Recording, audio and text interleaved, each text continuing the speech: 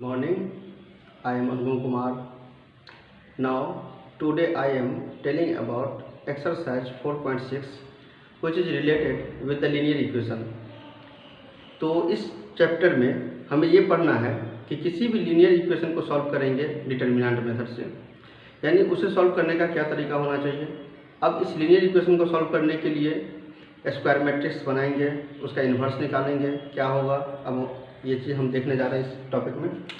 तो टॉपिक का नाम है solution of linear equation using inverse of A matrix, यानी इन्वर्स का यूज करना है हमें और किसी भी लीनियर इक्वेशन का वैल्यू निकालना है, यानी इसे सॉल्व करना है। मान लेते हैं कि हमारे पास कोई लीनियर इक्वेशन इस तरह से दिया हुआ है, a1x plus b1y plus c1z is equal to d1, a2x plus b2y plus c2z is equal to d2, a3x plus b3y plus c3z is equal to d3। तो ये एक ऐसा लीनियर इक्वेशन है जिसमें 3 वेरिएबल्स यूज किए गए हैं, x, y, z। यहाँ पे पहला इक्वेशन हो गया, दूसरा इक्वेशन और ये तीसरा इक्वेशन। चूँकि हम जानते हैं कि अगर हमारे पास 3 वेरिएबल है तो उसके लिए 3 इक्वेशन चाहिए, अगर हमारे पास 2 वेरिएबल है तो उसके लिए 2 इक्वेशन चाहिए। क्योंकि यहाँ पे x, y, z हमारे पास 3 वेरिएबल है, इसलिए 3 लीनियर इक्वेशन होगा। अगर x, y, z 3 वेरिएबल है तो इसके लिए हमें 3 इक्वेशन चाहिए।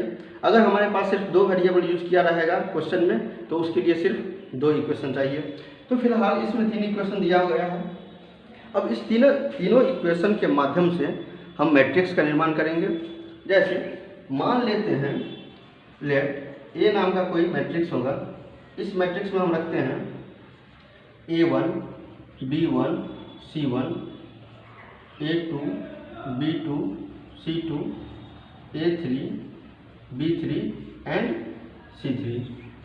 तो इस तरह से a नाम का हमने एक मैट्रिक्स बना लिया जिसका वैल्यू क्या दिया गया है, a1, b1, c1, a2, b2, c2 and a3, b3, c3। अब हम क्या करते हैं कि एक x, कैपिटल X नाम का एक मैट्रिक्स बनाते हैं, कैपिटल X। इसके अंदर हम रखेंगे वेरिएबल, तीनों वेरिएबल है हमारे पास x, y, z। तो इस तरह से जो वेरिएबल हमारे पास दिया गया है उसे हम क्या रखेंगे, x नाम के मैट्रिक्स में रखेंगे और ये है x, y, z। इस दोनों के अलावे भी एक मैट्रिक्स हमें कंसीडर करना होगा और उस मैट्रिक्स का हम नाम दे देते हैं b, और इस b में हम रखेंगे जो इक्वल टू के राइट साइड में है, that is d1, d2 and d3, d1, d2 and d3। तो इस तरह से हम देख सकते हैं कि दिए हुए इक्वेशन से पहले हमें 3 मैट्रिक्स बनाना होगा। फिर से समझेंगे, हमारे पास जो इक्वेशन दिया रहेगा उस तीनों इक्वेशन से हम 3 मैट्रिक्स का निर्माण करेंगे और वो मैट्रिक्स क्या सब होगा। पहला मैट्रिक्स ए होगा जो कि a1, b1, c1, a2, b2, c2, a3, b3, c3। ध्यान रखना चाहिए इस बात का। कैपिटल X नाम का दूसरा मैट्रिक्स बनाएंगे जिसके अंदर क्या होगा, जितने भी वेरिएबल यूज किए गए हैं इस इक्वेशन में, x, y, z 3 variable use किया गया है, x, y, z 3 वेरिएबल हम डालेंगे। और b नाम का एक मैट्रिक्स बनाएंगे जिसके अंदर में d1, d2 एंड d3 जो कि इक्वल टू के राइट साइड में जो कि कांस्टेंट टर्म है उसे हम रखेंगे, कांस्टेंट वाले टर्म को रखेंगे मैट्रिक्स b में।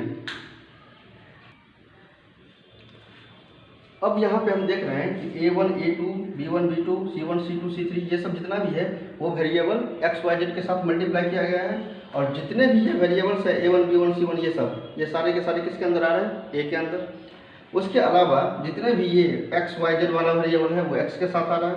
तो इसको देखते हुए, इस इक्वेशन को देखते हुए हम एक काम करते हैं कि मान लेते हैं ax इक्वल टू b। क्या मान लेते हैं, ax इक्वल टू b। चूँकि यह जो b है, b नाम का मैट्रिक्स क्या है, d1, d2, d3 और वो इक्वल टू के राइट साइड में है, इसलिए यहाँ पे जो b मैंने माना हुआ है वो इक्वल टू के राइट साइड में है। और हम देख रहे हैं कि यहाँ पे जितने भी a1, b1, c1 वाला जो भी टर्म है यानी मैट्रिक्स a, उसे मल्टीप्लाई किया गया है x, y, z वाले टर्म से, और x, y, z वाला टर्म क्या है, कैपिटल X है। तो इस तरह से हम देख सकते हैं कि capital A into X is equal to हम क्या लिख सकते हैं, b। अब यहाँ पे एक स्टेप लिखना होगा, p multiplying on both sides with a inverse. अब हम यहाँ पे दोनों साइड a इनवर्स से मल्टीप्लाई करेंगे, देखते हैं कि क्या होगा a इनवर्स से मल्टीप्लाई करने के बाद। तो यहाँ पे A inverse of A X is equal to A inverse of B. अब इसे हम फिर से अगर लिखें तो ए इनवर्स और ए एक साथ लिख सकते हैं, एक्स को बाहर लिख रहे हैं, is equal to A inverse of B. अब हम जानते हैं कि ए इनवर्स और ए को अगर मल्टीप्लाई किया जाए तो वो आइडेंटिटी के बराबर होगा। It means I into X is equal to A inverse B होगा। अब यहाँ से आइडेंटिटी यानी यूनिट मैट्रिक्स, इसका वैल्यू 1 होता है। 1 को अगर एक्स से मल्टीप्लाई करेंगे कोई इफेक्ट नहीं आएगा, तो एक्स इक्वल टू क्या हो जाएगा, ए इनवर्स बी। तो इस तरह से अगर दोनों को कंपेयर किया जाए दोनों साइड, तो x का मतलब क्या हुआ कि जो भी वेरिएबल हमने यूज किया हुआ है एक्स वाई जेड, वो a इनवर्स b के बराबर हो जाएगा। a इनवर्स मतलब क्या हुआ कि a नाम का जो मैट्रिक्स है पहले उसका हमें इनवर्स निकालना पड़ेगा और उसको हम b से मल्टीप्लाई करेंगे, तब जाकर के हमें इसका वैल्यू निकलेगा, एक्स वाई जेड का वैल्यू निकल जाएगा। तो ये था 3×3 का मैट्रिक्स। अब हम देख सकते हैं एक एग्जांपल के माध्यम से कि किस तरह से हम इसका वैल्यू निकालेंगे। हमारे पास लीनियर इक्वेशन दिया हुआ है 2x + 5y = 1, 3x + 2y = 7। तो सबसे पहले ए नाम का मैट्रिक्स मानना होगा। लेट ए इक्वल टू, जैसे यहाँ पे 2 है, यहाँ पे 5 है, तो ये रखेंगे 2, 5, 3 एंड 2। ये रहा ए बराबर, बी बराबर, बी का मतलब क्या हुआ जो राइट साइड में है 1 एंड 7, 1, 7। और यहाँ पे जो वेरिएबल यूज किया गया है उसे हम रखेंगे, स्टोर करेंगे एक्स वाई में। तो ये कैपिटल एक्स इक्वल टू क्या हो गया, एक्स वाई। अब इसका इन्वर्स पॉसिबल होगा या नहीं, वैल्यू निकलेगा या नहीं, ये डिपेंड करता है किसके ऊपर, इस ए के ऊपर। यानी सबसे पहले हम ए को चेक कर लेते हैं, डिटर्मिनेंट ऑफ ए। अगर ये 0 होगा तो इन्वर्स नहीं निकलेगा, अगर 0 नहीं होगा तो इन्वर्स निकलेगा। तो determinant of A 2 × 2 4 -3 × 5 15 which is -11। तो हम देख सकते हैं कि -11 जो है वो 0 के बराबर नहीं है। तो जब ये 0 के बराबर नहीं है तो इसका हम आसानी से इन्वर्स निकाल सकते हैं, और जब इसका इन्वर्स निकलेगा तभी जाकर के इसका हम एक्स वाई का वैल्यू निकाल पाएंगे। तो अब हमारा सबसे पहला काम है इन्वर्स निकालना। इन्वर्स निकालने के पहले हमें क्या निकालना होगा, एडजॉइंट। क्योंकि ये 2/2 का है तो इसका एडजॉइंट निकालने का हमारे पास ट्रिक है, और उस ट्रिक के हिसाब से हम काम करेंगे। ट्रिक क्या है, इस दोनों का पोजीशन चेंज करेंगे तब पर भी कोई इफेक्ट नहीं आएगा, और इस दोनों का साइन इंटरचेंज हो जाएगा। तो ये रहा इसका एडजॉइंट। अब एडजॉइंट को हम किससे, डिटर्मिनेंट से अगर डिवाइड कर देंगे तो वो क्या होगा, एडजॉइंट को अगर डिटर्मिनेंट से डिवाइड करेंगे तो वो ए इनवर्स दे देगा। तो इस प्रकार से A inverse is equal to हम लिख सकते हैं 2 - 5 - 3 2 डिवाइडेड बाय -11। अगर हम -11 से डिवाइड कर देते हैं तो इस तरह से हमारे पास क्या आएगा, ए इनवर्स का वैल्यू आएगा।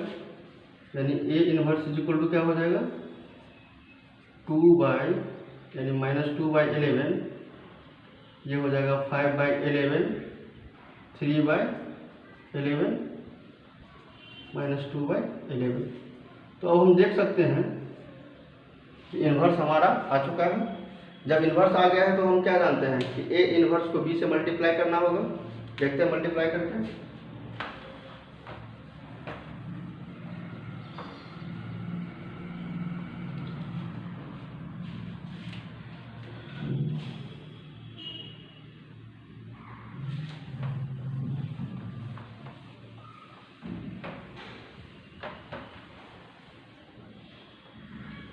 एक्स के जगह क्या है, x, y is equal to A inverse. A inverse का वैल्यू क्या है मेरे पास, -2/11, 5/11, 3/11, -2/11। अब इसको मल्टीप्लाई करना होगा b से। b क्या है, 1 एंड 7। चलिए मल्टीप्लाई करते हैं। -2/11 को 1 से मल्टीप्लाई करेंगे तो क्या होगा, ये -2/11 और फिर प्लस 5/11 × 7 हो जाएगा। 3/11 को फिर 1 से मल्टीप्लाई करेंगे तो ये भी 3/11 होगा, प्लस माइनस 2 × 7/11।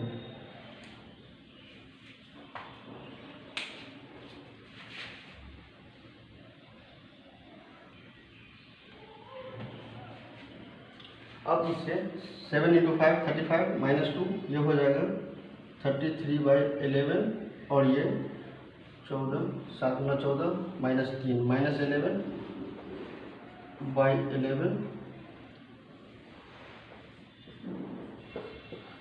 तो इस तरह से हम देख सकते हैं कि हमारे पास एक्स वाई का वैल्यू क्या आया है 3 एंड -1।